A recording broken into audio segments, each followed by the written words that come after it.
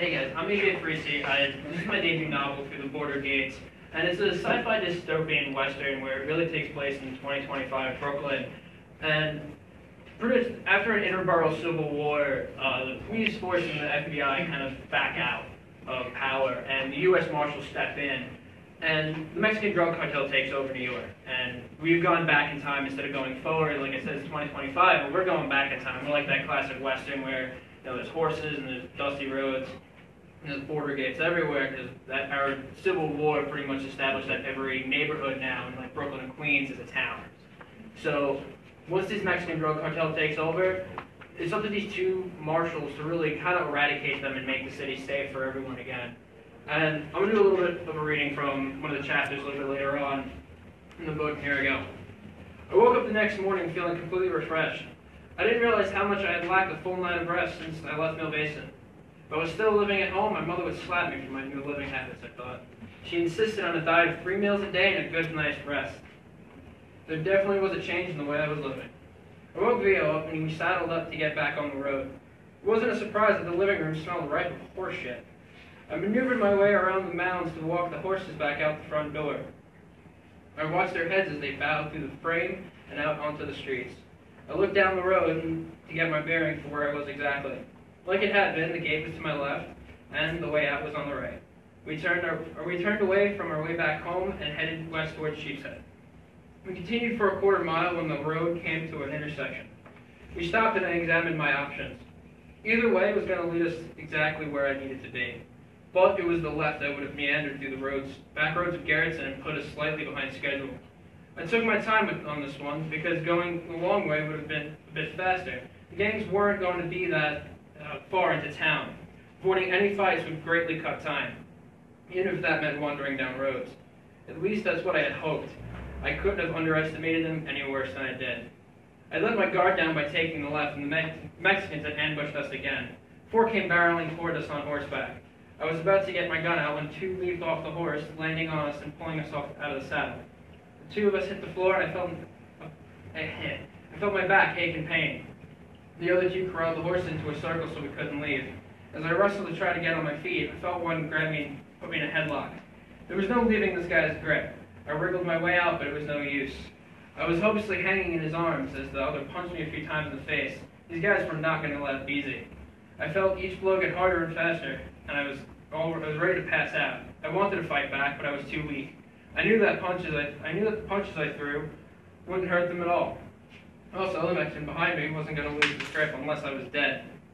In my haze, I heard some words shouted in Spanish, and the headlock began to loosen up. I fought past blacking out and tried to regain my balance.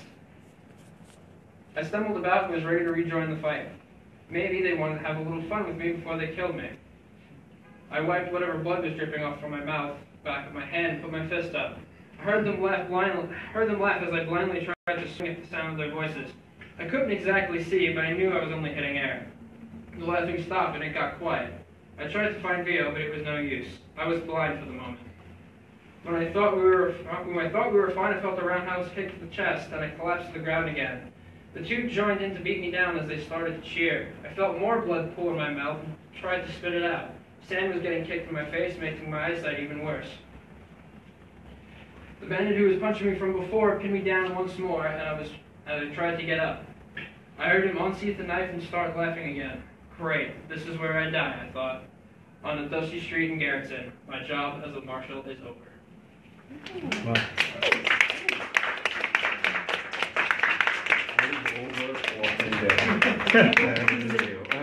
So we're going to open it up for a small Q&A session. So I guess I'm going to start off. What inspired the theme? I was watching the show Justified, and the author who wrote the show pretty much Fire in the Hole, Elmer Leonard, he writes that neo-Western kind of thing, and his writing, his form of dialogue is just so dynamic that it started giving me these images of writing and these stories, these Western stories in my head, and I loved it. And eventually one day I just sat at my computer and I just started writing. 6 months later, out came this. I mean, it started as a short story where just the marshals go and save the damsel in distress, and then they're done. But it eventually, I found one plot line here, and it had an answer to that, and it came out as just a story I just started in my head.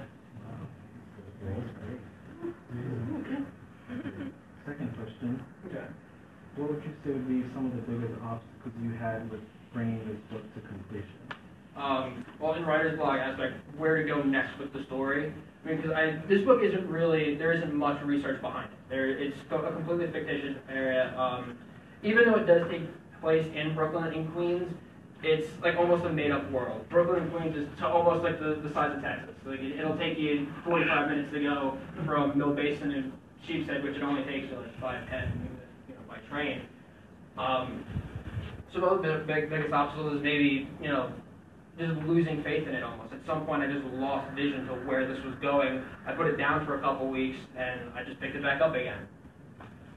That's probably about it on the obstacles. Now I can ask a question that all creatives go through. What's your secret remedy to overcoming creative block? Well, lately this has actually hit me now because I've actually come to a complete stop with writing because I've hit this creative block, especially in some of my newer works that I'm working on. But just take a step back. You don't have to be creative every day. Do something that you just enjoy. Like right now, I've been kind of bumming around with PS4. I've been playing some games. Just to really, give that creative moment a break. And I'm a very avid reader. I have a book blog on YouTube called Fiction Friday. And what I do is I try to read 2 books a week, and I'll give the book a review at the end of the week. So reading gives me a bit of an inspiration as well. Just seeing what other authors are doing, see other aspects of different genres. Like lately, I just finished reading a young adult novel. And normally I don't read young adult, but this book I was like, wow, this is what young adults are doing. Or I just finished reading a really good thriller that I was like, wow, this is a possible path for thrillers. And actually, I might actually make that book into a film if I can eventually get into script writing and learn that. So we'll see where that goes. It's just it opened up a whole new area of creativity for me. Or just even, I'm a bit of a musician as well on the side, but I don't do it as a career. I'll just go and play guitar for a while, or just listen to songs, and creativity will spark there. Oh, I see a music video ahead, so look at that. I like that. Okay. More questions? Anybody? Good. Anybody? Questions? What is your biggest goal now that you've published this, or by publishing this? By publishing it, my biggest goal is to get this to as many people as possible, to let others enjoy reading. Because when I grew up in school, elementary school when I was a kid, they just force-fed you books that you really didn't want to read. And that's what I think a main problem with reading now is we're losing literature, almost. So instead of authors, getting their books out for kids to enjoy, like I have a little 13-year-old brother, he doesn't like reading. He's just like, I can't find the enjoyment in it. And I'm sitting there pouring novel after novel. I'm like, next. And it's like, how do you read them so fast? It's just, they're forced to read. I want kids and everyone to be able to enjoy reading again. To be able, you see everyone on the train, they're playing Candy Crush or something like that. I want to see people reading. Some are reading on like a tablet or something, which is great. But I'd like to see people reading again. I feel like it's a lost art. Reading a book is a lost art. Yeah, writing the book. Yeah. Well, I mean, even if you're just reading like on a tablet, it's still reading. We're moving to a little bit more of a paperless society where it's good, but you're still reading. But instead of playing a game or just zoning out into space, find something to test your creativity. Find something to push the limits of what you know. Like that was one argument I actually had with a 13-year-old, my brother. He's like, how do you learn from a book? I do great in school, but I don't read. And I'm like, well, when you get into high school and college, it'll be a little bit different. But, I want to see more reading, even if it's just that. So my ultimate goal as a writer is to get more people interested in writing and reading. What are the genres that you're working with? Oh, well, this one, as I said, is a sci-fi western. This was my first. It was just that spur-of-the-moment writing. I'm working towards more crime. I want to go more in that crime, mystery, thriller section where it's just, when you're reading, you're like, what's going to happen next? And you're sitting on the edge of your seat like that. That thriller I read, I was shaking at some points because it was just like, well, what's going to happen? I don't want that person to die. What happened? And I think I killed it in like 3 days because it was that good of a novel. And that's really where I want to take my career to, where it's just those captivating thrillers. Beautiful. Would you ever translate your book like in another language? Oh, definitely. I definitely would. As I move forward, I would definitely have to translate in other languages. Now, speaking of translation and readers, so since your main goal is getting more readers, yes, which I find really interesting and a good thing,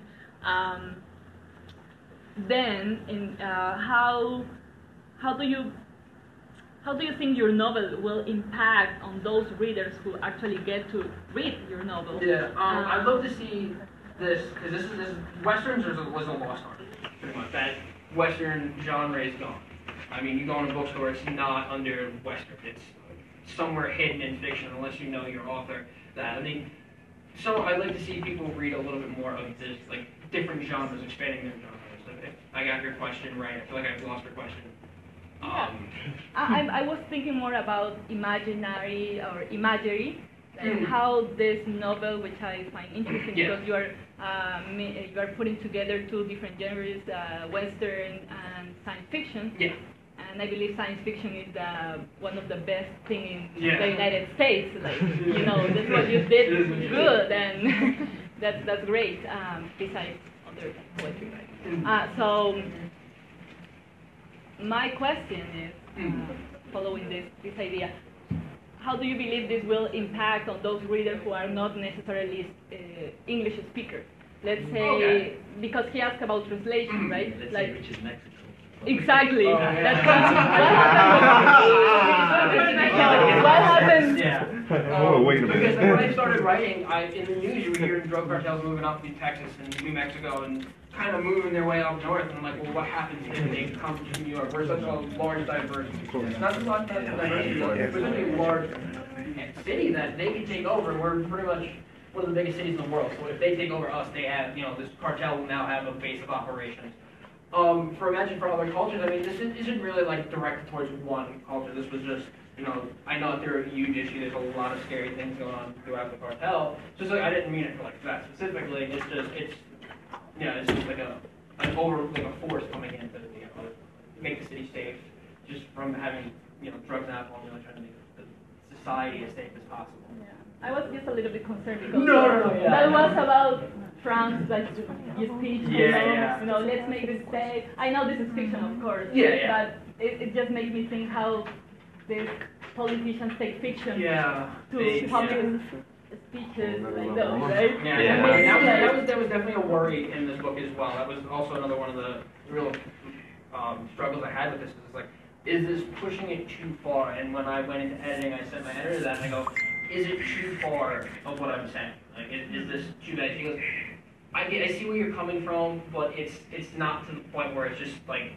come on. It's you want to make your city safe from a cartel. Yeah. So I tried going through it and kind of cutting that out, replacing a little bit more, but still kind of keeping the nature of how I first started it, instead of just completely demolishing it and starting a whole new novel. I kind of kept that aspect of the cartel, because one of the classic Western tropes, you either have cowboys fighting Indians or cowboys fighting Mexicans, so I kind of kept that one. I made it a little bit more modern. Yeah, you know, in Mexico there is a huge, Mexico City, a lot of writers who write about drug Mexican cartels. Yeah, I read a book not too long ago called Tequila Sunset, where it takes Tequila Sunset. Oh, okay. Tequila Sunset. Yeah, it goes back and forth between Juarez and San Antonio, I think. I don't remember the town, but it's just, you know, it goes back and forth and how the drug cartel is just very heavy and very dangerous in there, and how either side of the border is not safe. You know, so I kind of reading that and reading a lot of other things, I see that it is such a danger. So just to see, you know, when New York City and this novel is at like almost, you know, destroyed infrastructure, how we want to just to really bring it forward and fix it as best we can. We use two marshals. It's gonna be a movie. It's gonna be a movie. That's gonna be a movie. I hope so. Speaking of a film, you Yes. mentioned that. Who would you? Any thoughts on like the cast?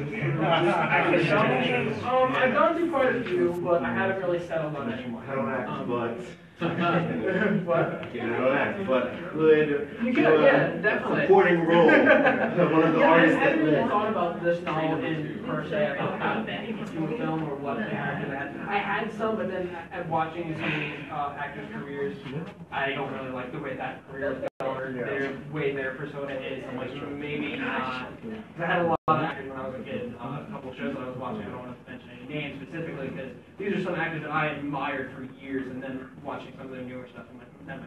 Yeah, but the one that I said on the book that I might move into a film.